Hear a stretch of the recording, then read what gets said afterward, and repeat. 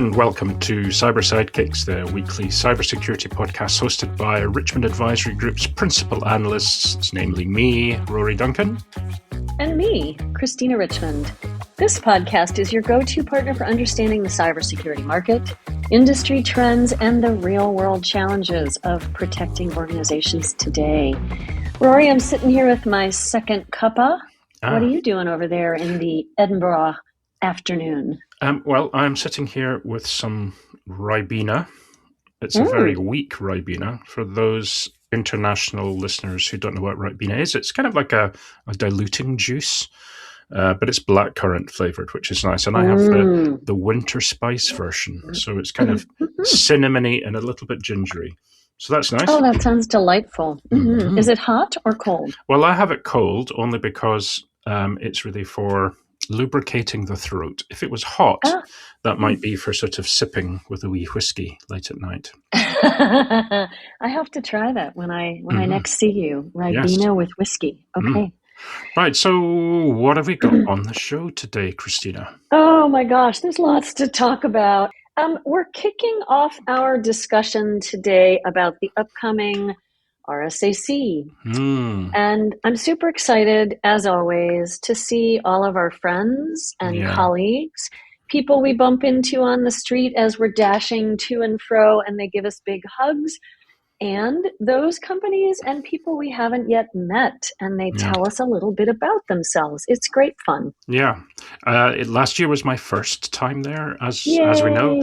So I had a kind of first exposure to it. It was a big show. Actually, a huge show. So massive. Many people and so busy there. Yeah. But I do remember last year, and I think I put in our notes, it's happening almost a whole month earlier. I know. I'm feeling a little caught unaware. Right. Do you know what I mean? Like, yes, we do have things in process. We have lots of meetings already booked. Just, we're almost booked up, folks. Yeah. It's kind of crazy. But I also feel like I'm a little behind. Do you?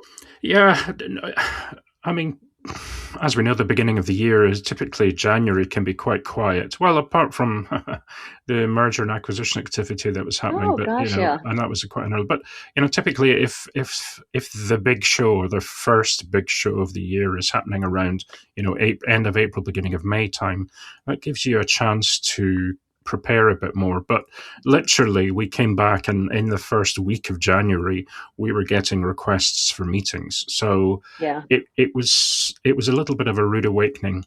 However, like we did last year and other years, we'll be covering the latest trends, any innovations that we see, any M&A activity that happens at the time, and so on. We will also be recording a special podcast for the show, much like we did in 2025. Do you think we'll just do one, or do you think we'll do two? Last year we did the video, which was so fun to be, live and in person. Yeah, that's right. And it almost didn't happen, folks, but luckily our guests appeared running at full pelt, bursting through the doors, and we literally had enough time to put their lapel mics on, and then boom, we started. Yeah, I think we should do some more. Last year was a kind of a try it and see it. And just, again, for folks who are maybe not aware, you're not allowed to do your own filming unless you're outside. Unless you're outside or unless you're like a media partner for, so some companies have got booths there. But the idea is it has to be done with union labor. However, the organizers put on a kind of a media alley, and you can use the facilities. And actually it was great because you've got a set with furniture that you can arrange, and you've got a bunch of folks recording the video and audio, and then they provide you with the files afterwards. So all I needed to do was do the editing afterwards. So that was great. They've also got a podcast booth as well. So let's maybe try that as well. I think so. And, we'll put in the show notes the link to last year's video podcast, because it gives you an idea of what we chatted about. Number one, what it looks like. Number two, on the show floor, but in the media section. And we'll be doing it again. So you'll know to go to, our podcast page and YouTube to find it. And so over the next 6 weeks, we're going to be covering our thoughts on the expo. We're going to be looking at who's coming, who's got booths, which ones we're going to deem our hot picks and why. And yeah, if you can't attend, you'll get some of our daily updates, vlogs, behind the scenes footage, mostly because Rory is so good at that, that, you'll feel like you're actually with us in San Francisco. That's so stay right. tuned for that. You can vicariously live your RSAC experience through the two of us. And you can join us hunkered down at the hot vent behind the Chipotle next to the dumpster. We've moved. Have we? We're not at Denny's. Oh, we're that's at Chipotle. True. Yeah, we were moving up market, sort of. Moving sideways. Up market. Well, it is, better beef apparently at Chipotle. So yes, good to know. Anywho, get in touch with us. Let us know what you would like us to cover. If there's anything you think that we should be looking at, or any companies you think we should go and have a chat with. Yes, and one more thing on RSA. I am looking into Pitch for Charity, which we talked quite a bit about last year. The Security Tinkerers put it on. SentinelOne and Okta sponsored it last year. They, donated $100,000 to charity. And CISOs got to sit in a room and be pitched to, but in a very calm, non-salesy environment where they could ask a lot of questions. It was very intimate, and monies went to a good cause. So, I don't remember who it was last year, but, think of Girls That Code. They might get a donation or something like that. So environments that are, or companies or organizations that are doing good works in cybersecurity are the ones that are picked to be donated to. So stay tuned for that as we get closer to the show, or closer to the conference. Yeah, great. Thank you. And then this week, we've got a packed show again this week. The first item was a news item, and we'll go through the three of them in a moment. But the AI agent social network, Moltbook. Everybody's talking about it. It's everywhere.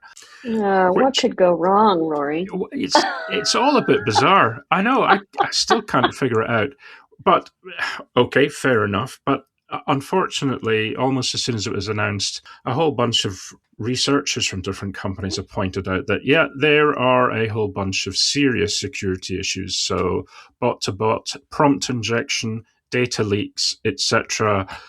So unfortunately, there are some serious concerns there that we'll be talking about. We'll talk a lot more about that. And, it is everywhere. It was first showed to me by my son, Jesse, who's a programmer. And then I sent you that picture, and you said, we crossed in the mail. I just sent you an article on that. So, everybody's talking about it. Yeah. So the next news we have is also about AI, and sad for AWS that attackers used AI tools to access S3 buckets. They did it really quickly. And so we'll talk more about that and how AI is becoming a force multiplier for attackers. Yeah.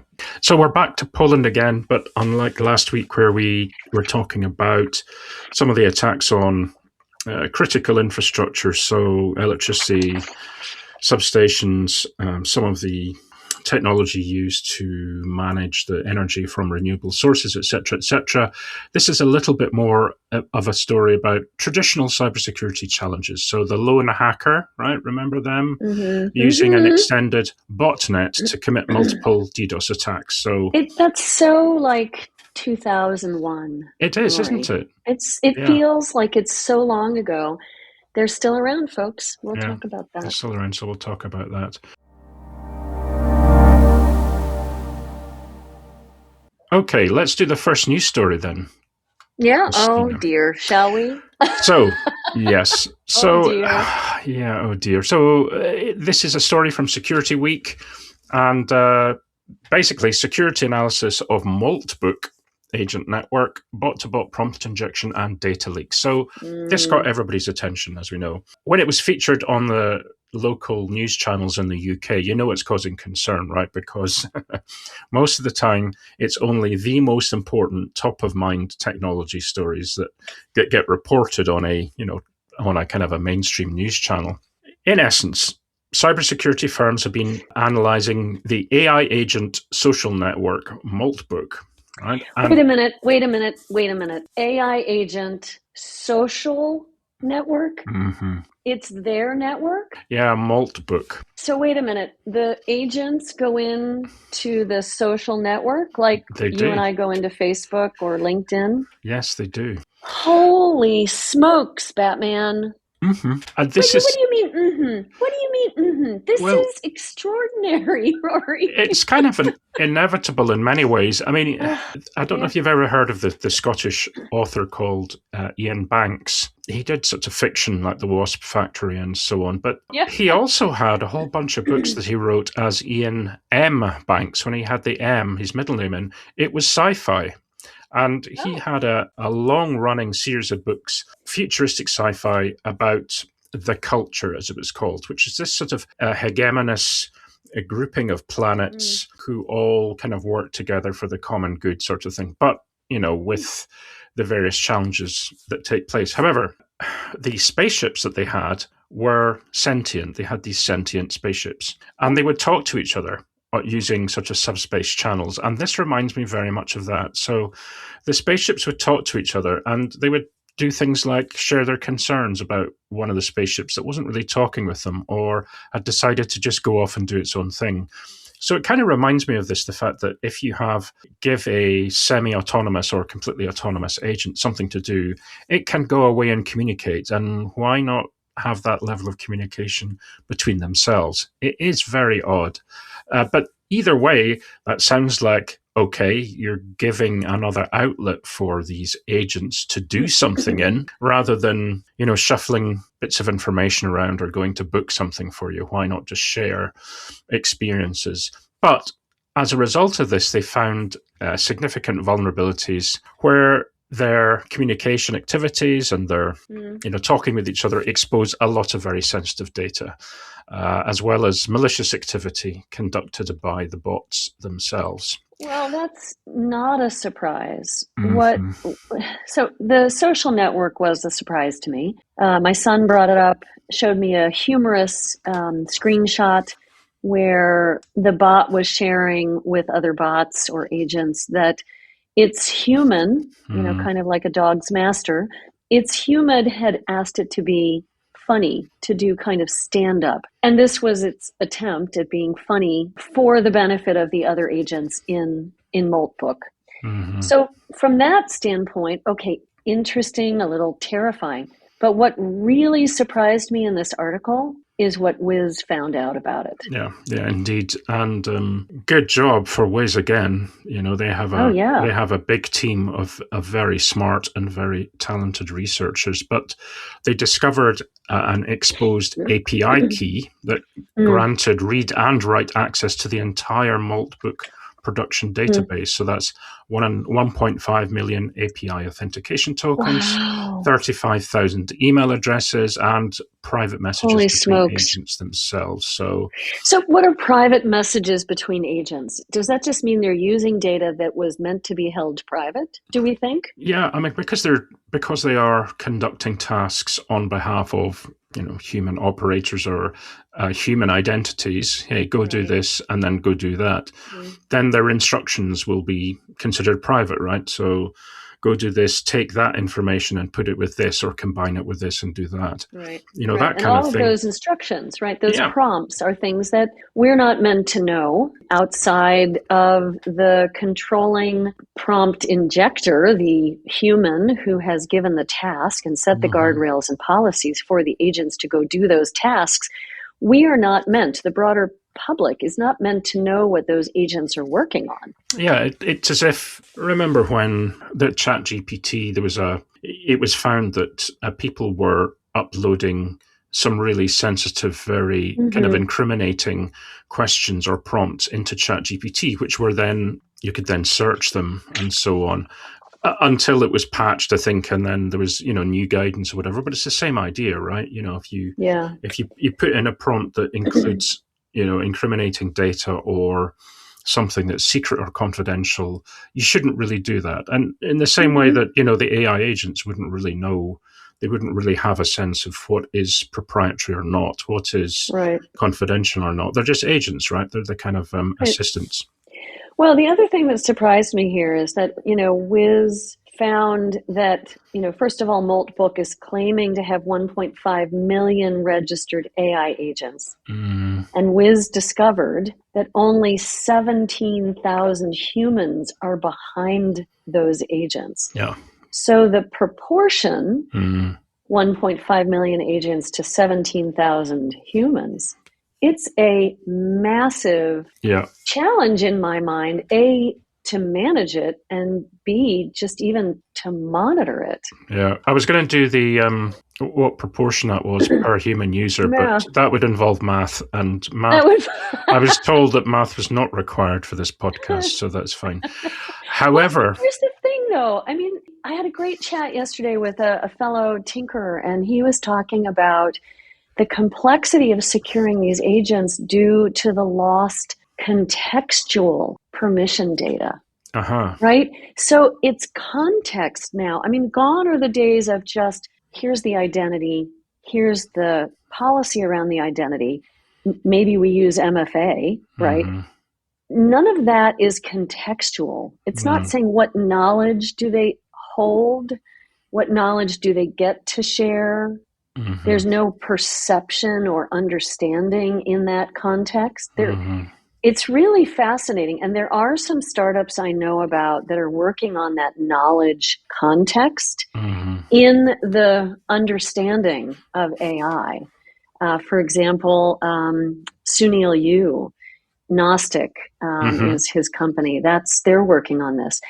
But this person from the Tinkerers, and I won't name him, I hope we can have him on the podcast, was talking about how he feels like the structure has to change from ones and zeros to more abstract and contextual security, where in fraud and abuse, you just have to kind of decide that there's a certain percentage of risk that you're willing to assume on an ongoing basis in order to gain the productivity of these agents.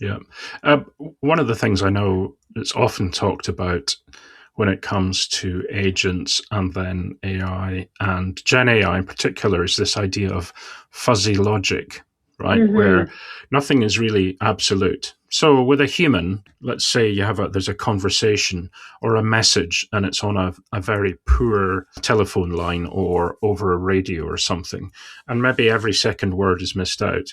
Most people can figure out what the message is because they know how to intelligently fill in what's there. Or, if something's turned upside down or back to front, most humans can use their brain to, interpret what's happening or fill it in. It's not the same with AI. It's not the same with AI agents. No. But at the same time, they're expected to understand that 1 + 1 = 2 as far as they're concerned. But we often talk about 1 + 1 = 3, given the right circumstances. We often talk about that, right? When it comes to, I don't know, mergers and acquisitions. Two companies perhaps can have the power or the effectiveness of 3. How do you teach that to a human? To an agent? The other aspect is if it's like 1 + 1 = 2, what if it's a big 1 and a small 1? Does that equal a big 2 or a small 2? Or does it equal 2.1 or 2.2? All those aspects mean that from a human intelligence perspective, we are able to deal with that kind of level of uncertainty and probability that it just doesn't happen for AI agents. No. It's a fascinating world that we are in now, and it is only going to escalate. And one of the things that I talked about with this friend yesterday was when it's already accelerating so fast, we can barely monitor, let alone manage, as I said earlier. But, I believe that quantum is coming. You and I have talked about this quite a bit.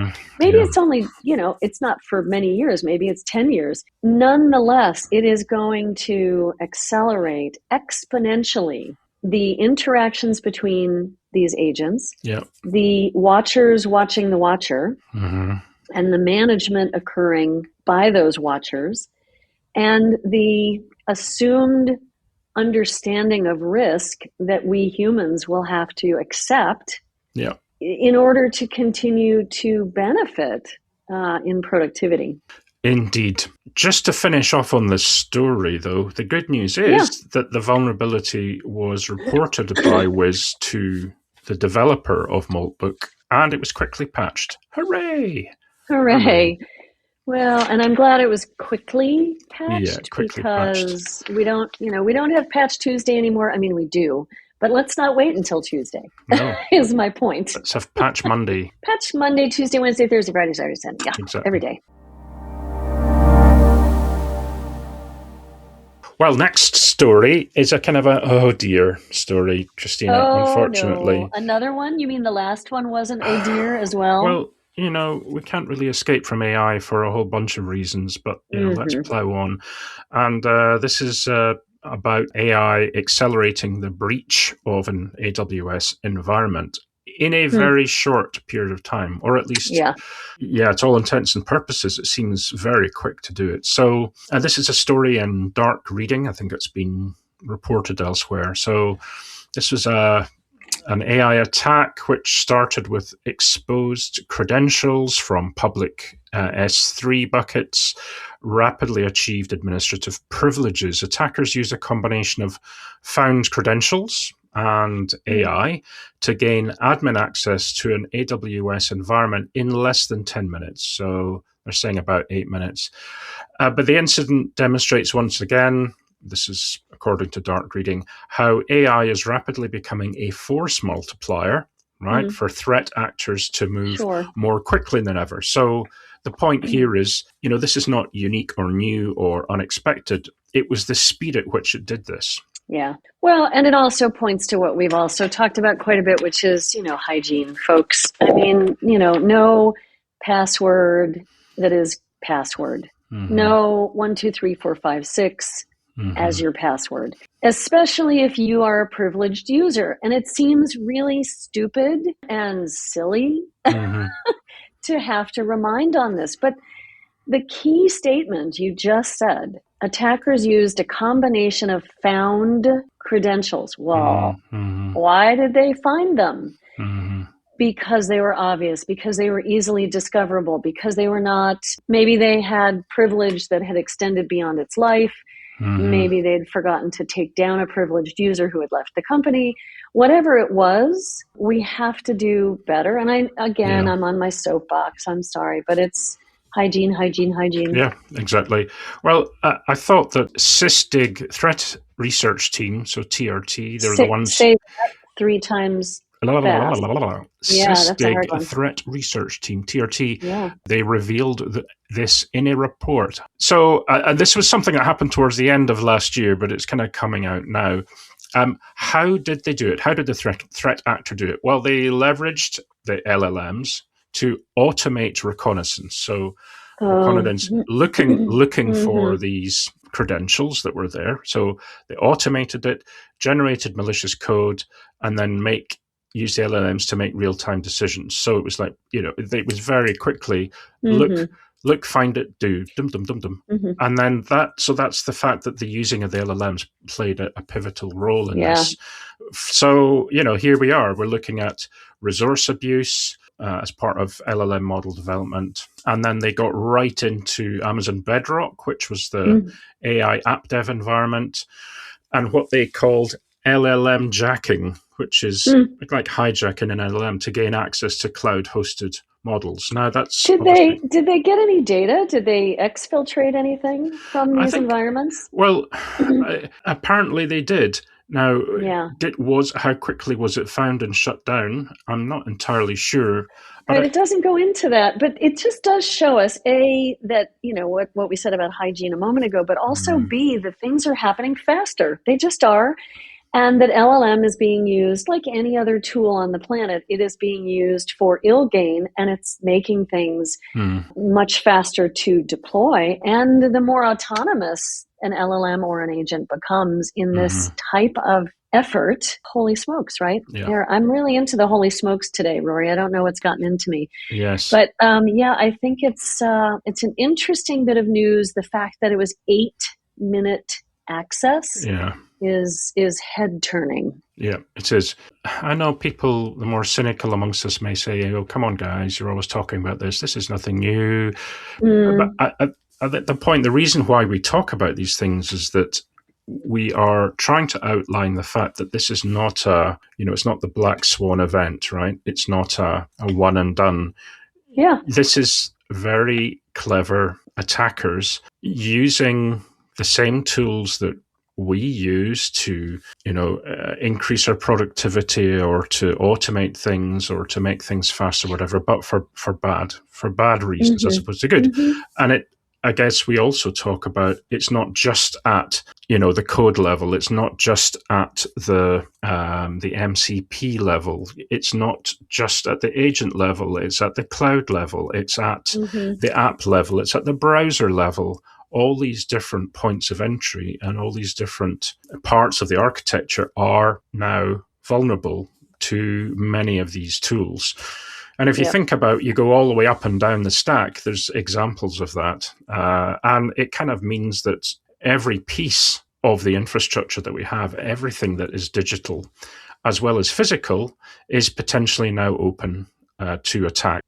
Well, this friend mentioned yesterday on this chat that I had also that, everything old is new again, in the sense that, remember when we were migrating to cloud, when we were migrating to SaaS apps, when we were starting to use APIs. I mean, every new technology has its rapid adoption and shadow legacy, if you will, and folks not knowing how to secure it or not securing it properly for whatever reason. So here we are again, and it's MCP servers everywhere. It's APIs being vulnerable to LLMs in this case. So it's nothing new, but it's also something that we feel we have to talk about because it's today. It's existing today. This is our new world.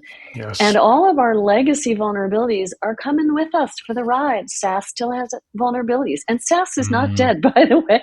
People like to say that SaaS is dead. It's not dead. I know. Software still lives on. Yeah.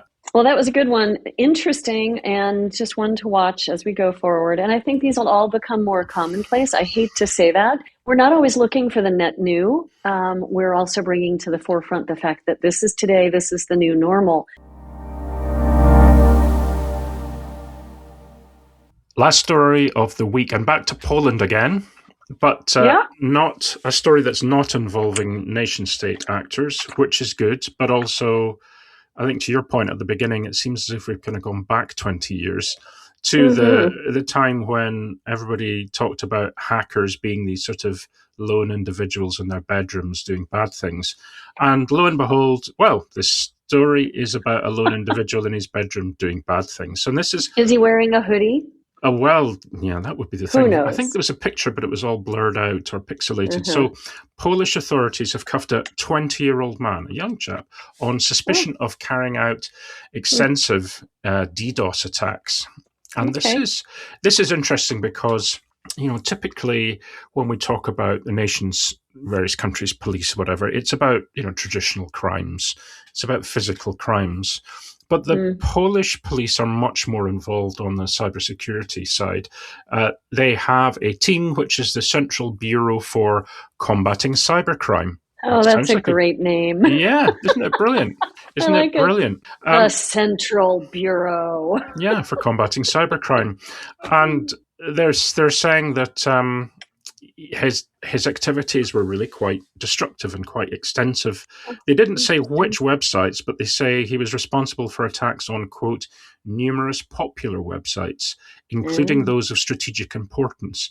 And the article, which was in the Register, says that, well, it can be reasonably assumed that strategically important websites probably refers to those providing essential services to the public sector or to the government. So, if you start messing around with those, then the full weight of the law will probably be brought to bear. So it looks like he did a multi-layer botnet using C2 stressor and command and control node machines to carry out the attack. So kind of classic stuff, right? Yeah. And, the acronym for the Central Bureau for Combating Cybercrime, because it's a Polish acronym, is CBZC. And boy, say that 3 times fast. Yeah. CBZC's annual review, they talk about the police in Poland are heavily involved. They're trying to stymie DDoS attacks in Europe. And Poland is one of 15 countries that supported the Europol coordinated Operation Power Off, which I thought was an interesting name. And, authorities in that effort arrested 7 individuals as part of this work in 2025, 6 of whom were domain admins. So, we're just going to keep tracking these individual attacks as well. But isn't it old world, that there was one guy, a young guy, who's now going to spend a great deal of time in prison for his silliness, sitting on a chair or bed in his bedroom at his maybe parents' home, I don't know, doing this attack. Or he'll be recruited by a government agency and told to be a white hat hacker. Exactly. Yeah. Well, so maybe it's a career move on his part. But what I thought was interesting was the fact that in Poland, at least, the number of cybercrime charges and detentions, so this is those that got caught, had increased by about 30% in 2025. Really? So that's good. They're actually catching people, and good. they say they have around 1,000 staffers. That's a big group of folk, and that's massive. Nearly double the size at the start of 2024. So here is a modern NATO country that is actively supplying resource to tackle the worst of the cybercrime, cyber criminals, at least in the traditional way.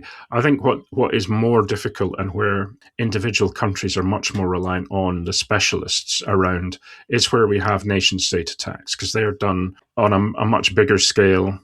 They involve individuals who are, out with the jurisdiction of an individual country. In this case, this chap was within Poland, so they could physically grab him. But the rest of the time, we're reliant on the folks from Waze or from, any of these other research teams, Level Blue and so on, to help nation states with those activities. Yeah, indeed.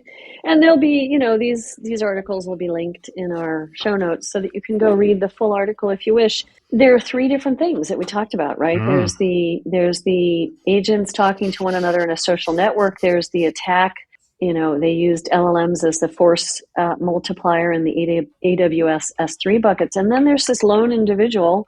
I don't know what his name is, but, John Smith was sitting in his bedroom doing this attack. And so lots of different angles to look at how AI is not always involved, but is more and more, and it is involved increasingly. Well, on that note, Christina, what else should we cover this week? You had some great news about our newsletter. Yeah, so Signal Not Noise is back, folks. We took a moment, actually a couple of months, to really think about and gather feedback about the newsletter. We have so much in our brains constantly churning. We're always thinking about stuff. We're always reading stuff. We have a zillion briefings. It's hard to distill into, a newsletter. And so what we found is that our newsletter was too big. It was too long, too much to get through, and people didn't want to read it all, and they wanted us to break it up even more and put it into something weekly. And so I think it is great feedback. I was resistant. I won't lie. I was resistant. Yes, I was.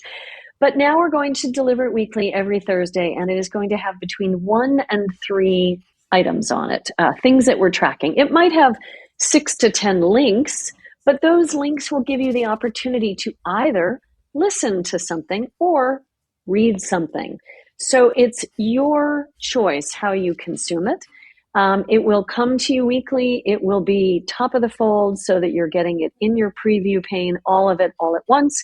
And you can see at a glance, do I want to listen? Do I want to, read something? Do I want to listen to a super quick snippet under 60 seconds? Or do I want to read a 4 to 5 minute blog? Or do I want to listen to the podcast? So the newsletter sign up is at the bottom of our homepage, and that is richmondadvisorygroup.com.